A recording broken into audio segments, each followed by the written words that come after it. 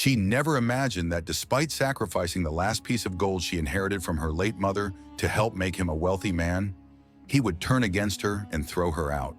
But why? And how did her life change after he cast her into the street? A touching story from the good old days.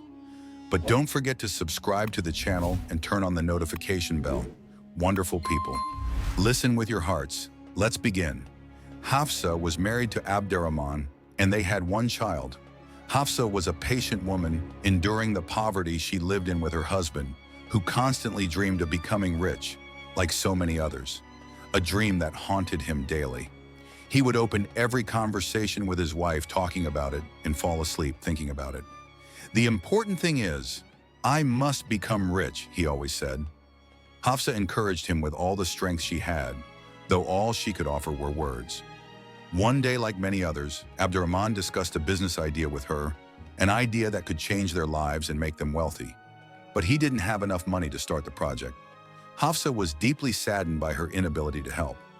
After much thought, she decided to sell the last memory of her late mother, a piece of gold she had kept for dire emergencies. She brought the money to Abderrahman. When he saw it, his eyes widened with surprise. "Where did you get this money? Did you steal it? Or do something sinful? Is this money halal or haram?" Doubts flooded his mind, but Hafsa calmed him, saying, "It's from the gold I inherited from my late mother." He grabbed the money eagerly, hugged her, and said, "Your success is my success, and your happiness is my happiness." Hafsa had no idea those were just words spoken from his throat. Only God knew what his heart truly held. Abderrahman began his business in fabric trade, sourcing materials from an Indian importer. He opened a small shop, and Hafsa helped him arrange merchandise and welcome customers. She stood tirelessly by his side to make the business succeed. Slowly, the fruits of success began to show. They moved into a new home in the city center and expanded their business. Money started pouring in like rain. Abderrahman began spending time with wealthy merchants, while Hafsa continued managing the busy shop. Worn from the effort, Abderrahman gradually started to change. Seeds of arrogance and pride began to grow in him.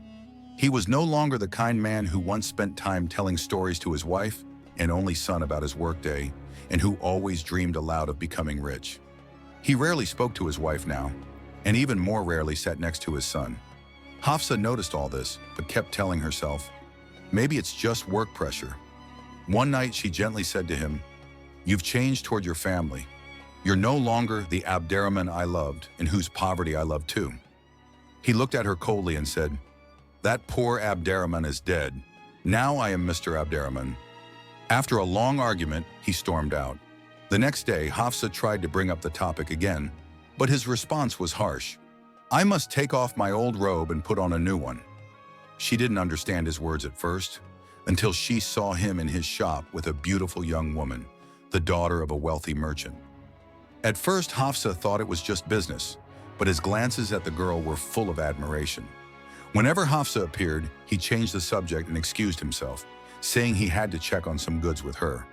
This happened repeatedly. Hafsa confronted him about it, and at first he denied it. But after her insistence, he yelled, "I told you, I have to replace my old robe with a new one. You remind me of the poverty and suffering I've endured. You are divorced." He kicked her out like expired merchandise, giving her just enough money that couldn't even buy a full meal. She ended up on the street with her son, tasting the bitterness of betrayal. As for Abderrahman, he quickly proposed to the girl, who accepted on the condition that he give her one of his shops. He agreed without hesitation. Days dragged on heavily for Hafsa, but God supported her. She had gained experience in business while working with Abderrahman. She knew where the fine fabrics came from and which merchants he used, though they didn't know her, as her husband had been their sole contact. She approached them and proposed that they give her merchandise to sell and pay off in installments. Some agreed under certain conditions, while others outright refused. She started going to weekly markets, selling and repaying debts.